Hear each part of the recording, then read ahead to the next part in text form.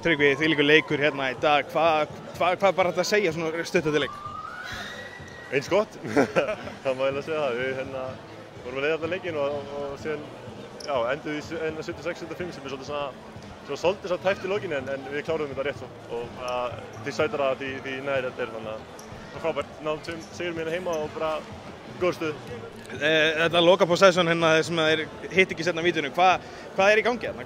Hvernig leit út? Hvað voru þetta? 6 leikmenn að berjast þar inn á boltanum. Þetta var svona nokkurni það sem var að sjást hana. Það var allir að reyna að grípa boltan og í rauninni greip allan eitt boltan nema einn í lokin sem náði að kasta hann eitthvað upp en aðalega var bara að menna að slá boltan og vona að myndi ekki fara hann í körfuna. Þessi leikur í dag, þú komst náttúrulega hérna eftir ansi langt ferðalag frá Grikklandi, ekki ansi gaman að fá að spila þennan leik? Jú, það er snill. Það var bara alltaf gaman að spila hérna og bara klikkar aldrei og full höllin ef ég veit ekki betur en það er bara algjör það er snill.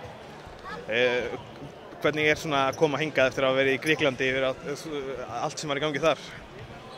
Þetta breytist mikið sérstaklega þar sem þú veist hvar ég stend í liðinu. Þetta náttúrulega, ég mikið stærri leikmaður hérna en í hinu liðinu en á saman tíma hafa þetta bara, þú veist, að spila fyrir Ísland alltaf meira, þetta alltaf einhvern veginn betra og skemmtilegra og þetta liði náttúrulega bara tæsnilt, þú veist, maður er aldrei einn í neinu, þetta bara alltaf verið, þú veist, 2, 3, 4, alltaf að gera eitthvað eitt og þetta gengur allt saman og við vinnum svo svakalega saman.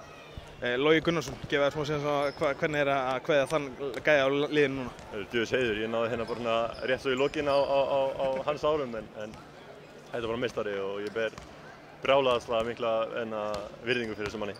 Bara leiðilegt að missa hann og saman tíma bara gaman að fylgja og halda leikasíðuna hans uppi. Glæsilegt,